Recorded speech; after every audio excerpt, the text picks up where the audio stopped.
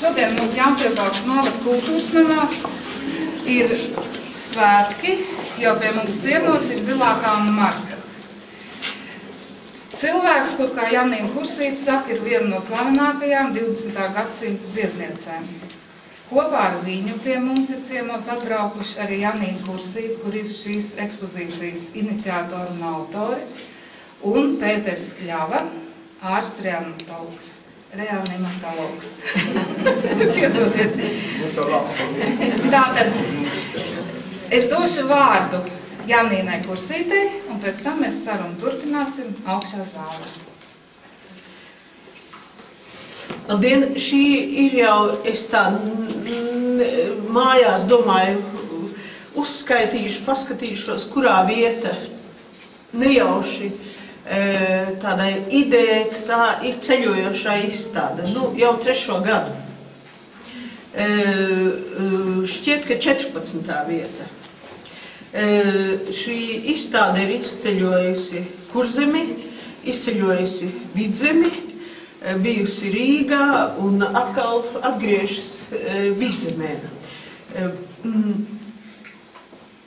Izstādi var veidot tad, ir jau impulsam jābūt pats par sevi, bet impulss vien vēl neko nenozīmē, ja nav kaut kas materiāls klāt.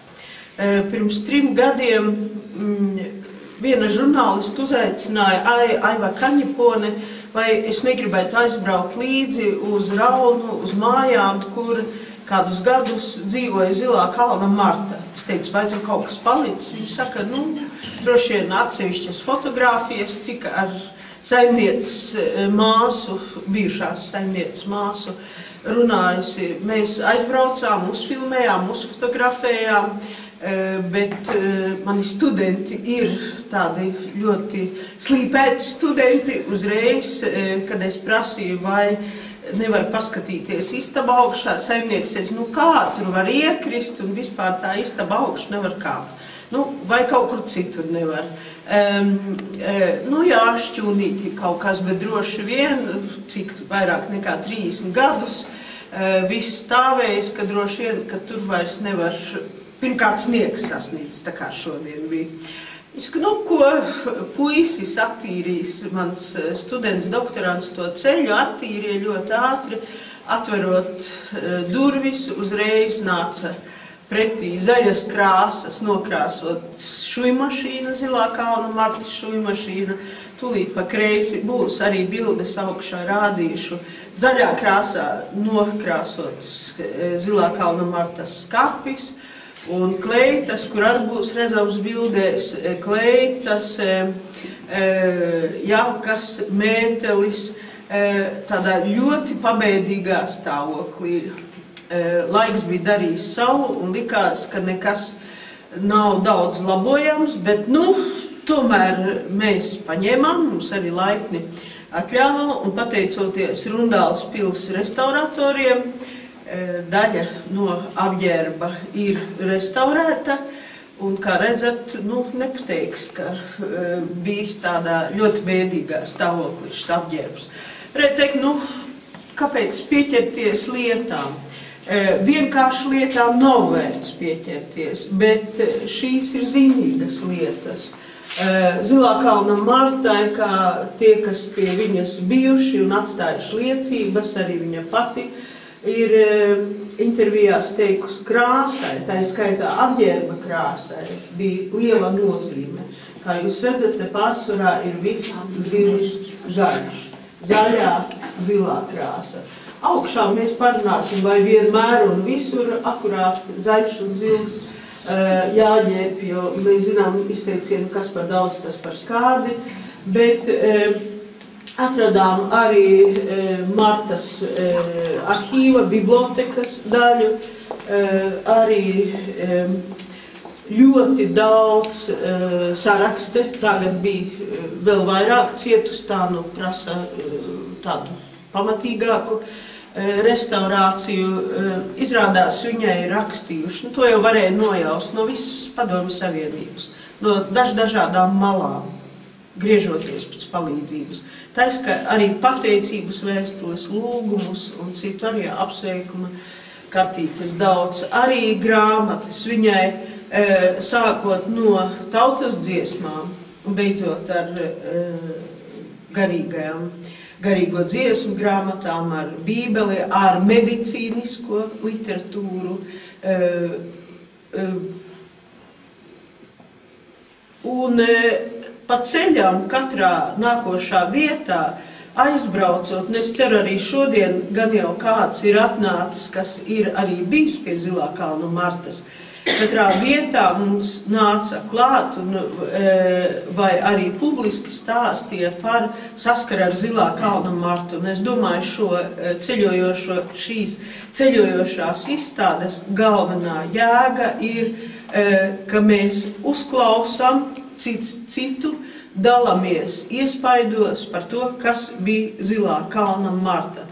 Un pat tie atsevišķie retie, burtiski retie gadījumi, kad cilvēki saka, nē, man nepalīdzēja, bet pēc tam, kad jautā, vai Marta teica, ka palīdzēs, nē, viņa teica, ka viņa nevar palīdzēt. Zilā kalna Marta, tāpat kā jebkurš cilvēks, pat ar visbrīnumainākajām spējām, ir, precīzāk, nav Dievs. Viņš ir vairāk kā ikdienišķis cilvēks, bet arī viņa spēju robežas ir, viņa spējām ir noteikts robežas.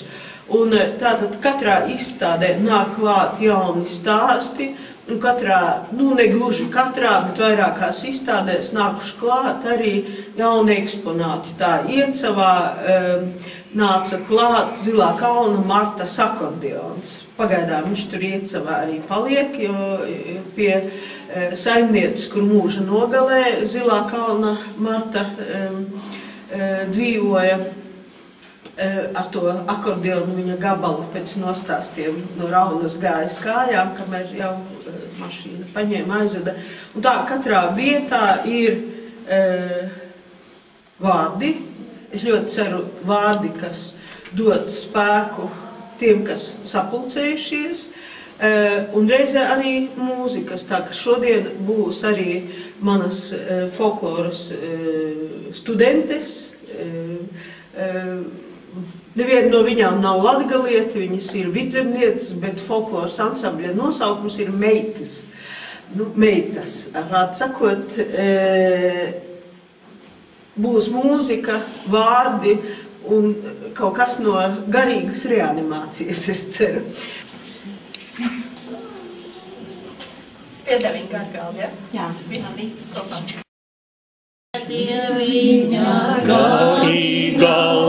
Gari galdi, tur sēž pasti mīļā Mara, mīļā Mara.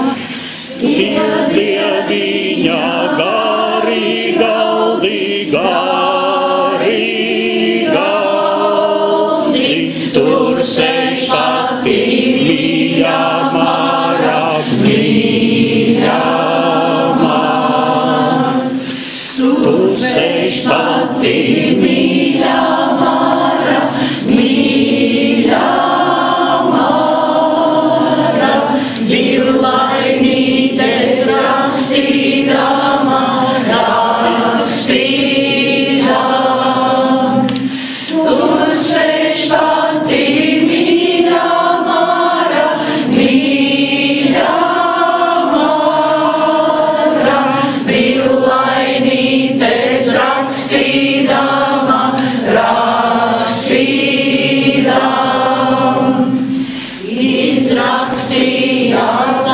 izrakstīja, saskaitīja, nododīja rociņās,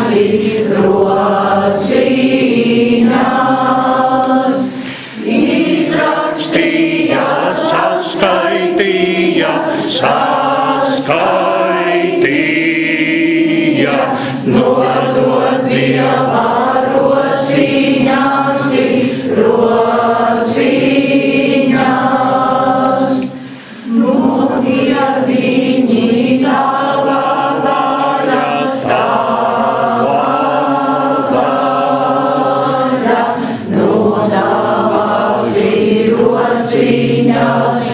rociņas.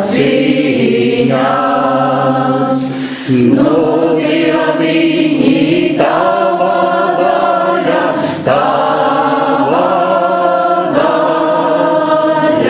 nu, tavas ir rociņas, rociņas. Nu, tavas ir rociņas, rociņas. Pašas laimas atslēdziņa, atslēdziņ. Nu, tavas ir rociņas, rociņas. Pašas laimas atslēdziņa, atslēdziņ. Dodie viņi kalnā kapti, ne no kalna lejiņai, lejiņā. Dodie viņi kalnā kapti, ne no kalna lejiņai, lejiņā. Dodie viņi otram doti, ne no otrā mīļi lūgti, mīļi lūgt. Dodie viņi otram doti, ne no otrā mīļi lūgti, mīļi lūgt. Otram devu dziedādama, otru lūdzu raudādama, otram devu dziedādama,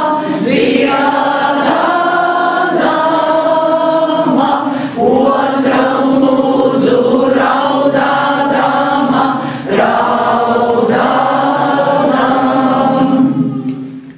Man liekas, ka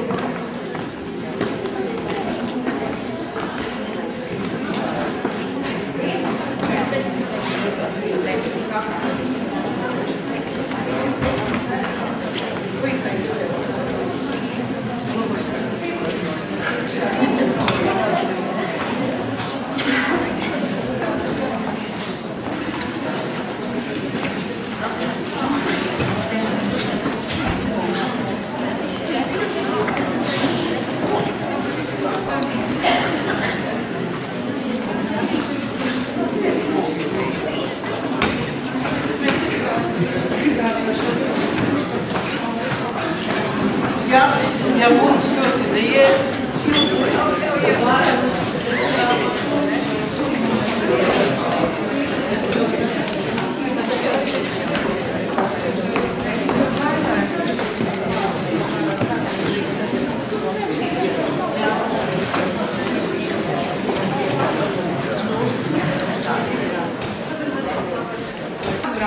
Mīļie vietējie draugi.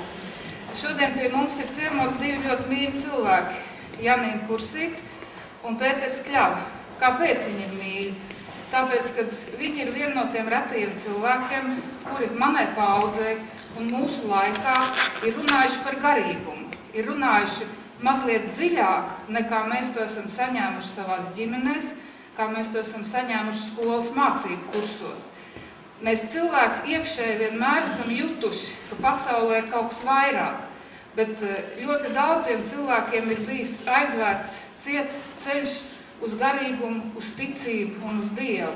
Un līdz ar to mēs dzīvojot laikā, kad ir nojauktas vērtības starp materiālo pasauli un garīgo pasauli, mēs esam izslāpuši pēc garīguma īstenībā, un mēs ļoti meklējam, kur viņš ir, kā viņu atrast, kā dzīvot viņā un kā ticēt.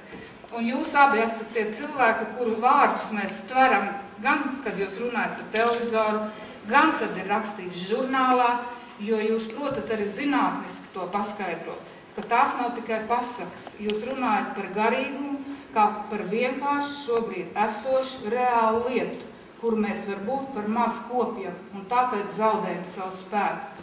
Tāpēc šodien šī saruna ir tik ļoti vērtīga, un pirmo es lūkšu runāt reanimatologu Pēteru Pļavu par tēmu garīgums un cilvēku veselību.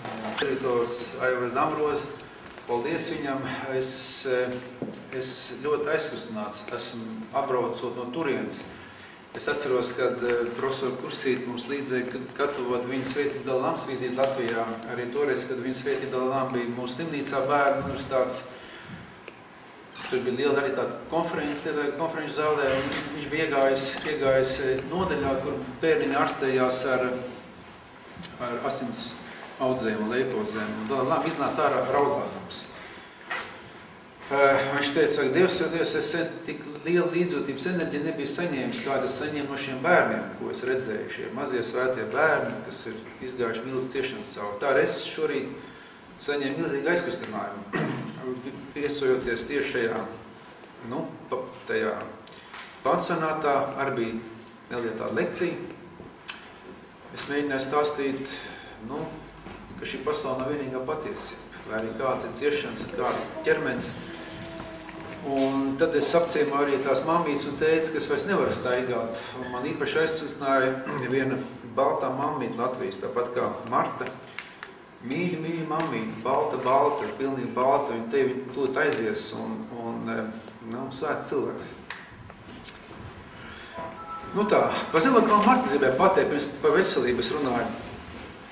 Zilo kalnu Marti es iepazinos, pateicoties kādam Kaunas dziedniekam, ļoti slavenam. Mēs bija jaunībā, ko viņa aizbrauc, tas bija laikam 82. gads. Un man teica, nē, brauc uz Latviju, kur jums pats stiprākā dziedniece ir Zilo kalnu Marta. Un tad es Zilo kalnu Martu meklēju Vidzemē. Un tā es pirmā reizi iepazinu Vidzemi. Un es domāju, Dievs, cik te vidzemnieki atšķirās no tiem liepaņniekiem riebīgajiem. Es pats no Liepājas esmu. Varbūt redzu, cik viņi savādāk, cik viņi gaiši, draudzīgi zemē, Kurzemē, smagais gāds, kur viņi zūd pierādījuši. Tā, kam ir bērni, pats liet rokas? Visi. Labi! Pastāstīt, kā es tas bērns taisījāt, kā es radījāt savu lošo un vīriešu spermatozītes. Vai kāds pastāstīt? Kā jūs tos embrijus sākat attīstīt? Kā jūs to prātu palaidāt? Kā jūs tos izdevīgi palaidāt? Kā jūs tās chromosomas visus nokārtojāt? Un ziniet, cik ir dezoksiribonuklīns kāds garums, ko jūs esat iekārtojuši savos bērnus? 70 reizes līdz Saulē un apakaļ. 150 miljonu kilometru reiz 70 ir informācija, ko jūs mācījāt ielikt. Jūs to mākat darīt. Dzelžiem jautājums, kas to dara? Dzelžiem nekāds mistiks, tikai loģika. Kas to dara? Kā viņš man to darīja? Zinātnieki saka, ka tā ir daba. Tas ir viduslaika atbildi. Kas ir daba? Redziet, vienā teikumā un viss intelekts tiek apmests uzreiz. Kas to man darīt? Un kā tas notiek? Un tāpēc Ilmāns Ziedonis rakstīja, kā notiek lietas. Un sanājas ķīniešu bībeles autors Daudē Dzim. Viņš būtībā bija indietis. Viņa īstais vārds ir Pogunatars, nevis Laula Dzim. Viņš viens no Indijas nebristīgiem, tāpat kā Agisters, kas bija viņa skolotājs. Ko es gribēju? Kremlā ārstēts, viņš bija ķirurgs, un viņš pamet medicīnu to pa mācītāju. Gārnits uzlidoja kosmosā. Un tagad šie partijas locekļi tik ļoti cienīja to ķirurgu, viņš bija daudz partijas pečus ārstējis, uzaicināja viņu uz PSKP kongresu pēc tā. Pienāk viens saka, klausieties, tur Paulu Pauloviču, no jūs svērts, jūs glābāt mūsu dzīves, par ko jūs tagad nodarbojaties? Pa mācītāju. Jūs redzēt, kā Gārnits bija kosmosā, viņš Dievu neredzēja. Un par ko jūs stāstāt?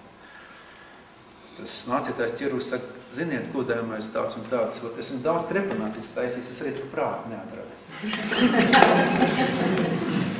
Jūs ļoti daudz nebijāt savā iesā, ja jūs klausieties. Jūs aizmesāt uz dažām sekundēm savu dzīvi, savu ķermeni, savas problēmas. Tā bija, tā nebija. Bija. Šie brīdī jūs ārstieties, jo jūsu apziņa atslēgt no jūsu domāšanas, no jūsu ķermeni. Tajā brīdī notiek pārinstalācija uz augstāku frekvenci, uz augstāku izpratni. Un tāpēc mans tas sirds gardarbs, ko es mācoties saku no Jēzus Kristus, kā nākties sakrīt uzvarā, tā ir tehnoloģija. Augstskolās, Amerikā to māca, ka tā ir fenomenālā prāta reintegrācija nominālajā telpā. Tāpēc ar tiem fizikiem tas dalām interesē. Ko tas nozīmē Tibetā? Tas ir stāvos, ko zināja Dievtur, ka viss dievajā. Tad, kad tu savu prātu atverš spēlēt to spēlīt, saka, ne, jā, ne, nebāc, ne melns. Kad cilvēku prāts iziet no šī kompjutera sistēmas, jā, nepatīk, labs tiks krievs atvietas, ka viņš iziet no šīs sadalīšanas. Tajā brīdī tiek atslēgtas milzīgas ķīmiskas reakcijas, patoloģiskas, kas darbojas uz viņu hormonālo sistēmu, ko smadzenes dara, uz vairodziedzeri, kas ir sieviešu aizvainotības orgāns, uz virsnieriem tā tālāk.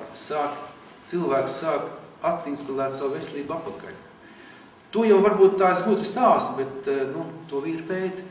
Un es to gribēju teikt nobeigumā, ka tieši šī prāta atslēgšana no ārpasaules jēzgas, bet ieskatīšanās savā pirmatnējā apzināšanās sistēmā, kā to Tibetā sauc, sākās šī veselība, tā garīgā veselība. Cits to par ticību, par placebo, un tāpēc, un bieži vien tas intelekts, tie pēdējie, tas man pēc intelekts, kas var nedaudz runāt, un bieži tā, kad, jo, tā kā profesori teica, un ārstiem to grūti saprast. Bet par laimi 3% ārsti mācās šīs lietas. Pasaulē jau stāvam zinātnieki, tā tālāk, ko to dara. Viena konkrēta piemēra par ticību, par ko ļoti rūpējās Marta. Tu ej un tici. Jo attīstītāks intelekts, jo viņam ir vairāk tā operētā sistēma, viņš mazāk tic, viņš grib izprast, saprast. Un tas bieži vien traucē notikt tām spontānajam procesam. Bija konkrēts gadījums. Perlēns psihiskajā pētniecības centrā Amerikā piefiksēts, viņš arī sievietei audzējis. Ne, sievietei daudz gads akmeņu žultspūstīja, savu. Viņiem bailes no operācijas. Neiet uz operāciju. Bailes griezt. Beidzot, pēc 7 gadiem paliek tik slikts, viņa akūts vēders, īlevs, darbības apstāšanās, meita ved uz slimnīcu, operē neatliekam, tur pilns vēders ar audzēju. Ķirurgs paņem biopsiju, pie reizes izņem tos akmeņus, aizšūt ciet, un tā meita saka, jūs mamītei palicis ir, mēnesis augstākais, piedodiet. Tā meita saka, lūdzu, doktori, nesakiet tikai manai mammai, izdomāsim kaut kā savādāk, kas nav īsti pareizi. Mamma tika atvest no reanimācijas uz parasto palātu, tagad kārtība nāk pie samaiņas, jo viss narkotiski analgētiķi noņemt. Un tas ārsts rāda, redz, ka ir tā tava slimība, rāda tos akmeņus kaut kā centos. Tā dusmīgi skatās. Pēc nedēļas izraksta ārā, un viņi nemirst. Paliek labāk, vēl labāk, ka iet jau novājies pamatīgi, bet vēders iziet, ja vajag iziet, ir labi, ārsts saka. Pēc 2 mēnešiem iet uz sonogrāfijas kontroli, skatās, nav tas vairāk. Tas ārsts prasa, ko jūs darījāt? Neko. Un tā mamīte saka, mīļo doktori, kā es man to sakmīts izdiedāt, es tagad vesela lidoju vispār. Pasaka kādam ārstam, pateiks, Pēter, tev esi pārguris vienkārši. Tas ir placebo, kas arī zināt. Visi zināt.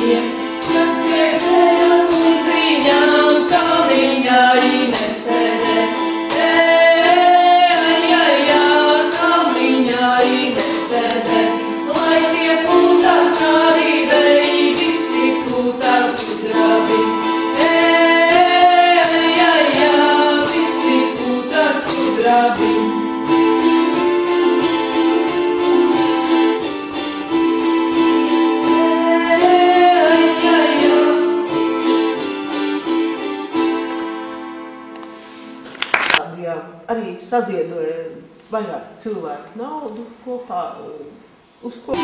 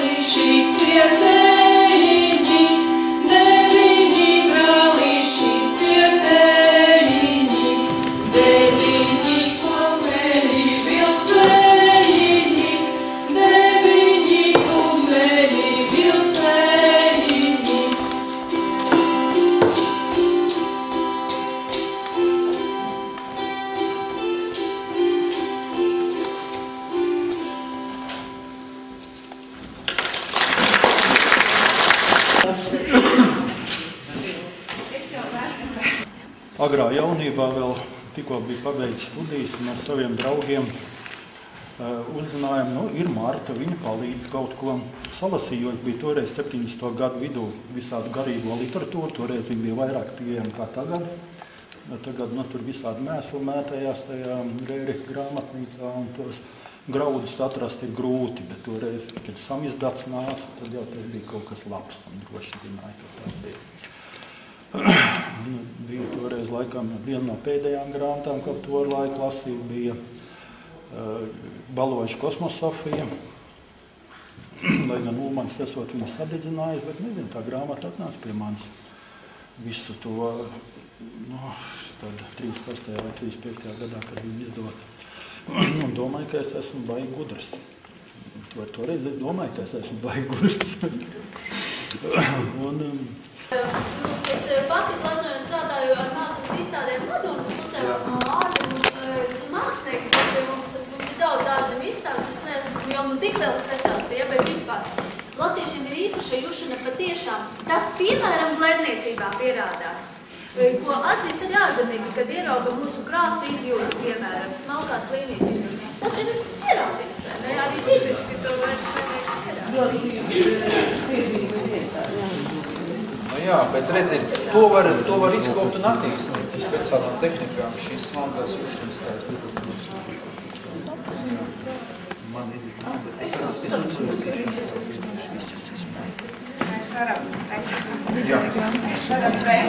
Mēs varam teikt tādus vārdus šajā zālē, un es aizdomājos par to, ka droši vien Marta pati to visu ir noorganizējusi. Gan kā Alvis Karmanis iestudēja šo brīnišķīgo izrādi par viņu, gan kā atradās viņas kleitas, un gan, ka mēs sākām par viņu runāt. Un šajā zālē, šajā kultūras mēs arī tik labi jūtamies droši vien, jo arī mūsu telpas ir zaļā krāsā. Tas viens. Vakarā es izlasīju interviju ar mūsu kultūras ministri Žaneti Jaunzemi Grendi. Un tā viena no skaistajām atziņām bija tāda, ka mums jādzīvo šodien tā, lai mums katru dienu būtu prieks. Un tas prieks mums jāsaskata ne tikai tajās ļoti skaistajās dienās vai notikumos, bet mums prieks ir jāsaskata arī grūtajos brīžos. Un man liekas, ka ja mēs to prieku, protams, saskatīt un būt priecīgi tajās jaukajās reizēs, tad tas, ka grūtajos brīžos mums ir jāiemācās, tas mums tiešām visiem ir jāmācās. Un šodien es esmu patiesi ļoti, ļoti priecīga, es jau no paša agra rīta esmu priecīga, ka pie mums ir Martīnas izstāde, ka pie mums ir atbraukuši brīnišķīgi lektori, Janīna un Pēteris. Un 3 jaukas meičas, kas netika laistas no bez šaubām arī dzem. Un, jo mēs pārsvarā viņus tiešām redzam tikai no saviem zilajiem ekrāniem. Un kad mans brālis brauca, kad es arī braukāju šur tur, smeldamās visādi zināšanas, tad mans brālis teica tā, bet es braucu pie Pētera Kļavas. Un tā viņš braukāja, mani līdzi nepaņēma, jo viņam mašīna jau bija pilna. Nu labi. Bet šodien es arī gribu jums pateikt lielu paldies. Mēs daudz runājām, Inti apkārt, bet es jums gribu dāvināt tādu ļoti simbolisku dāvanu, kurai ir jaukta 100 gadu, varbūt arī vecākā liepa smuldiņā.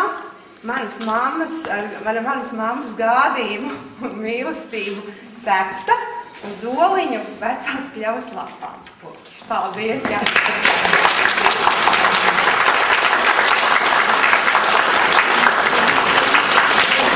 Mēs tiešām rokojamies, bučojamies. Smarža. Vēl no savas puses arī gribu teikt paldies Sandrai, jo viņa to visu norganizēja, viņa to uzaicināja, jo bez mums būtu bijusi tā drosme. Un arī iekārto izstādi. Paldies arī manam brālim Aivaram.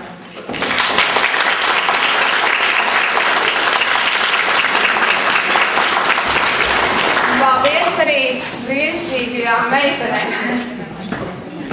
Paldies.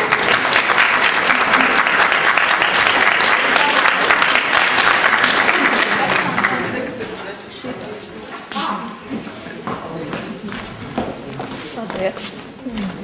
Paldies.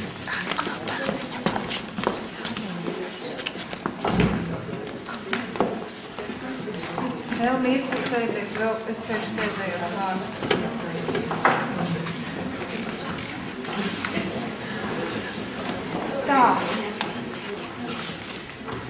Tātad, protams, vislielākais paldies Martai, kas mūs visus šodien atved kopā. Izstādes noformējumā es izmantoju baltās rozes, jo tās ir Martas mīļākie ziedi. Šodien rozes būs Pēterim un Janīnai, bet es vēlos, lai jūs arī katrs, es labprāt būtu nopirkus un katram jums iedot rozi līdzi, jo es ļoti vēlos, lai šis vakars katram no jums iedegtu tādu ticības vēlmi, gribēt, meklēt tikšanos ar savu patieso es.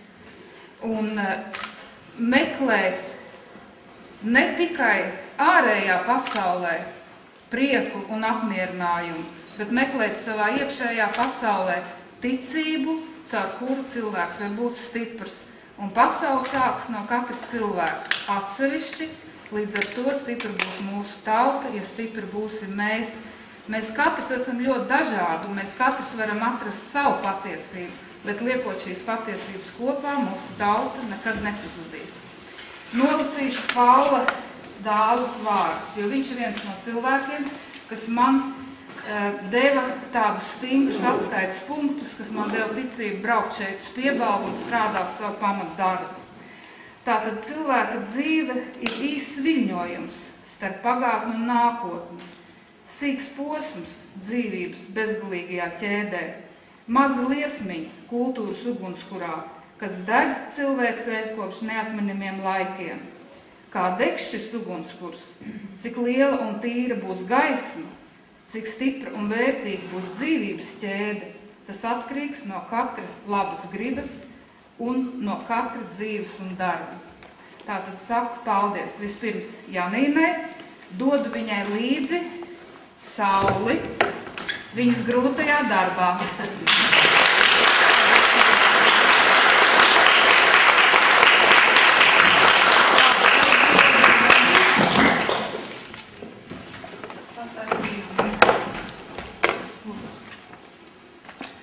Puķis arī vai ne? Jā.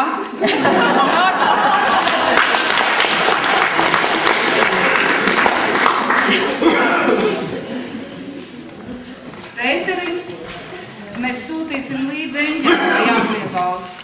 Viņam patiešām ir ļoti grūts darbs.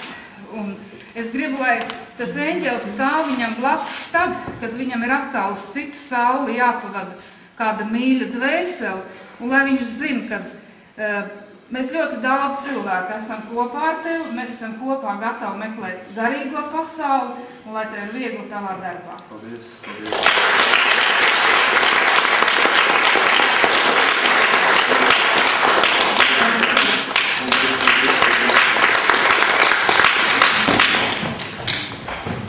Pēdējiem paldies, es saku Dainim.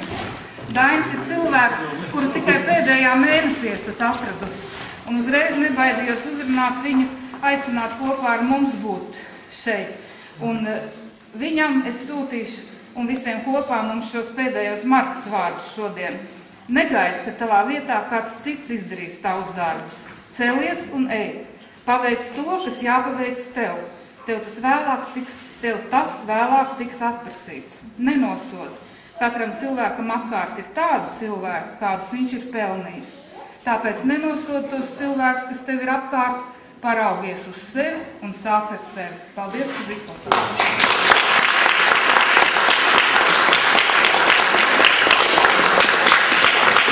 Atļauj vēl kādu vārdu. Lūdzu. Sandra, es jau teiktu. Jā, lūdzu. Kā Latvijas. Tu esi brīnišķīgi. Tiešām vienu brīdi ar Zilā kalna Martas lietām likās, iziet posms, ko tālāk. Un tad, kā notiek lietas. Tavs zaļais brīnišķīgs. Nodziedāsim kopā Tumša nakte zaļa zāle.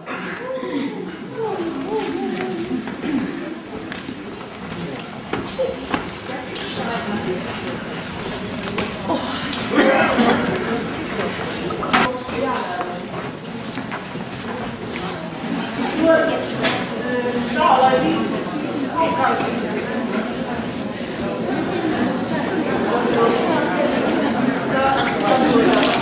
lai normāli ķēde pārstāv. Un ne pārāk ķēde, lai